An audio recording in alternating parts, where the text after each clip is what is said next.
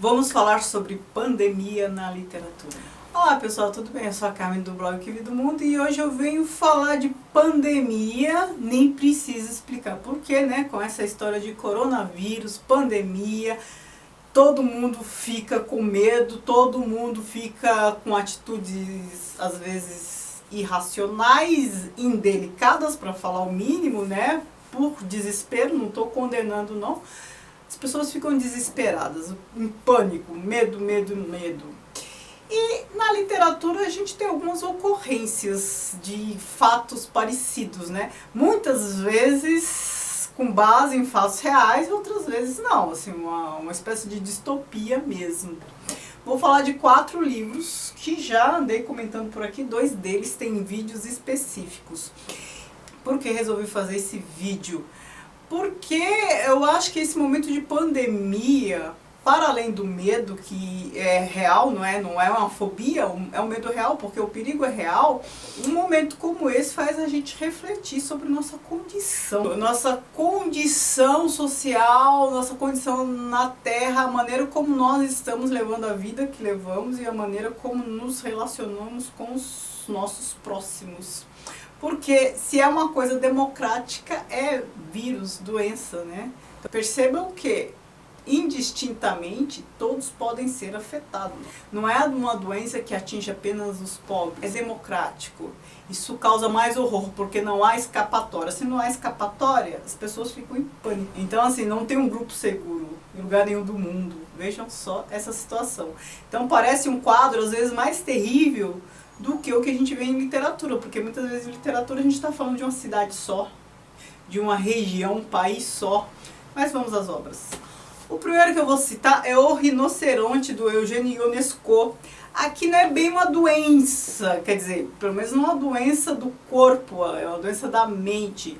Aqui é uma história em que todos viram rinocerontes. A pandemia é o quê? Virarem rinoceronte. É claro que isso é uma alegoria, é claro que a gente está falando de algo que não vai acontecer, é ficção, quase uma distopia.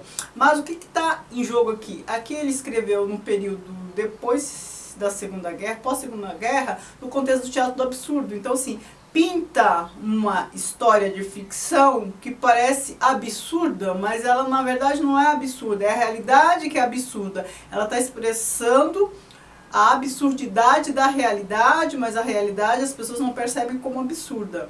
Talvez no teatro a coisa pareça absurda e aí as pessoas consigam associar com a realidade. Não sei se eu me fiz claro. Fiz um vídeo específico sobre essa peça de teatro, vou deixar aqui. E o que ele critica? O discurso de manada. Se um está fazendo, vou fazer também, sem o posicionamento crítico. Então, assim, se aderiram ao fascismo, vou aderir também. Por mais que eu saiba, por mais que eu tenha crítica, mas está todo mundo indo, então eu vou também. Parece que as pessoas não querem ficar certas sozinhas, né? Tipo assim, sei que eu estou certo, mas todos foram, então é tentador, então, ok. Talvez tenha sido um surto psicótico coletivo, não sei dizer, não sou especialista na área, mas assim, não é uma doença real, é uma doença emocional, né? As pessoas começaram a aderir, né, de maneira massiva a uma ideologia. O outro livro, A Peste, do Camus. Fiz vídeo específico sobre ele, se você tiver interesse lá, eu detalho bem, também é uma alegoria. Aqui é uma doença real, né? Ratos começam a surgir, brotar, e esses ratos causam doença e as pessoas vão adoecer. Então, assim, também é uma situação pós-Segunda Guerra, e os ratos são alegoria. Embora seja possível uma infestação de ratos para causar doença nas pessoas, assim como o coronavírus, aqui essa questão ela é apresentada com o mesmo propósito que o Ionesco apresenta aqui, os rinocerontes, ou seja, a adesão à irracionalidade. A gente está falando até do mesmo contexto. A gente tem aqui o Dr. Rieu, que é o médico que está ali lutando bravamente contra a peste, sabendo que nada vai adiantar, que todo o trabalho dele não vai alcançar muito resultado, mas ele continua a fazer. Por quê? Porque ele não conseguiria se comportar de uma outra forma, ou seja, ele resiste atuando. É um posicionamento político do Camus, inclusive. E é bem interessante as reflexões dos diferentes personagens aqui. Aqui a gente está no teatro do absurdo, que você tem que fazer um esforço maior para associar a realidade a essa alegoria. Aqui já o esforço não é tão grande. Primeiro porque é possível ratos infestarem e trazerem doença. E depois as reflexões, elas são bem coerentes, cada personagem ali representando um posicionamento, é bem legal. Dê uma olhadinha no vídeo lá que vocês vão entender o que eu estou falando. O outro livro é O Amor nos Tempos do Cólera, do Gabriel Garcia Marques. Aqui, uma doença real, não tem nenhum viés assim político, ideológico. De repente, o cólera começa a atingir as pessoas, a matar as pessoas, e aí faz a gente pensar sobre a vida, né? Como nesses outros casos aqui, a gente começa a pensar sobre a vida, sobre os amores não realizados, os amores perdidos. A gente começa a pensar sobre a brevidade da vida. A vida não é perene, a vida passa rápido e pode ser encurtada pensando que a gente tem um tempo para estar nessa terra e vai morrer de morte natural. A gente tende a pensar isso, né? Toda vez que acontece um acidente ou uma calamidade dessa, a gente tem a impressão, e a gente até fala, que a vida foi interrompida. Então, uma doença como cólera pode interromper a trajetória das pessoas. E aí, pessoas que não estão preparadas, porque a gente nunca está preparado para a morte, né? Mas, enfim, mas pessoas que ainda tem muito por fazer, ainda estava com planos, não é uma pessoa que está envelhecendo e percebendo o fim. Pessoa com projetos em andamento, com vida toda pela frente. Então vem doença, um surto de doença, que de repente ameaça projetos. As pessoas normalmente tendem a evitar a falar de morte, achando que é mau agouro. Gente, lidar com a morte, lidar sempre com essa percepção de que vai acabar, que a vida é breve, faz a gente viver melhor. Por quê? Porque a gente aproveita. Isso para mim ficou muito claro depois que meu pai faleceu. Depois que meu pai faleceu, para mim, viver ganhou um outro significado, né? Talvez a perda de uma pessoa próxima faça a gente refletir sobre isso. Ou então a iminência da nossa não existência, de repente a gente passa por uma doença, acha que vai morrer, faz a gente viver de uma outra maneira, observar a vida, levar a vida de outra forma. Que tem uma doença que faz com que as pessoas deixem de postergar as coisas. Por quê? Porque a vida pode acabar de uma hora para outra, sem aviso prévio. E aqui, Saramago, ensaio sobre a cegueira. E se de repente todos começam a ficar cegos? Se todos ficassem cegos? Saramago disse isso uma vez, que começou, a ideia desse livro veio quando ele estava, sei lá, num restaurante ou algum lugar, e começou a pensar, e se de repente todos ficassem cegos? E aí ele escreveu, né, fez essa ficção aqui, que eu acho fantástica. O meu está autografado, né, Saramago, quando veio aqui. As pessoas aos poucos vão ficando cegas. Tal qual no rinoceronte, aqui tá bem próximo. E aqui é embora seja possível, né, as pessoas ficarem cegas de uma hora para outra, assim como acontece no livro, não parece factível. Assim como virar rinoceronte também não é. Aqui a reflexão é, quando a gente está lidando com a situação de sobrevivência, né, porque se ninguém está enxergando mais, não há mais produção no mundo, não há lixo lá, enfim, caos total.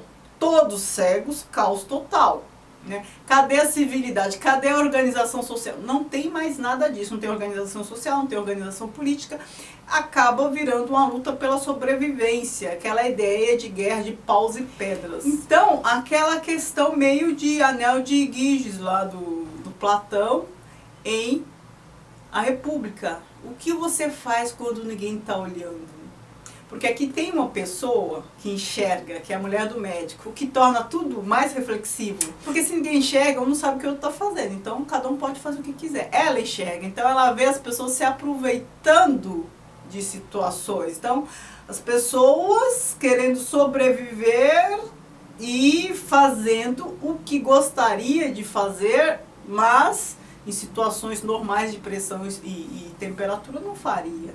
Então, assim, os instintos mais primevos vêm à tona, né, para o bem e para o mal, E as pessoas começam a fazer as coisas como se não houvesse mais civilidade, porque realmente não há, mas tem alguém olhando. Como se não houvesse mais civilidade, como se não houvesse mais regras, porque realmente não há, porque fica assim, a briga pela sobrevivência, né? O que a gente faz quando ninguém está olhando? É a questão de ética, hein? O que a gente faria se não precisasse ninguém olhar, classificar, condenar, julgar, punir? O que a gente faz? Seria só a gente com a nossa própria consciência. A gente agiria da forma que a gente age, sabendo que qualquer um pode ver, qualquer um pode emitir um juízo de valor a seu respeito. A gente faria as mesmas coisas? Certamente que não. Então, este livro, pelo menos suscitou a mim essas reflexões. Quando você tem que lutar pela sobrevivência, quando você está envolvido com questões primárias de sobrevivência, a questão fisiológica de sobrevivência do corpo, adeus civilidade, adeus ética, adeus tudo. Isso me faz lembrar da pirâmide das necessidades do Maslow. Ele fala que se você não tiver suas necessidades fisiológicas supridas, você não vai se preocupar com outras coisas. É claro que a pirâmide dele é mais complexa, trata de outras coisas, mas o que interessa para este vídeo é isso. Se você não tem as questões primárias de sobrevivência do corpo garantidas, necessidade de alimentação, necessidade de abrigo, seja um teto, seja roupa para proteger o corpo, essas necessidades básicas para o seu corpo existir, você não vai se preocupar com outras coisas. Então é isso. Coronavírus me suscitou tudo isso e espero que vocês também se preocupem, comecem a refletir, tomem cuidado além de tudo. Então assim, primeiro é o desespero, é o pânico, é tudo, mas vamos pensar no residual também, o que fica, né? Para além do risco, para além do risco da contaminação, do desespero e tal, vamos refletir. É isso, minhas sugestões são essas. Me contem quais livros vocês conhecem que abordem este tema. Vou gostar muito de saber. Muito obrigada por assistir. Não se esqueçam de se inscrever no canal, de me seguir nas redes sociais, o Querido Mundo, Instagram e Facebook, que é a página do blog. Obrigada, beijinho.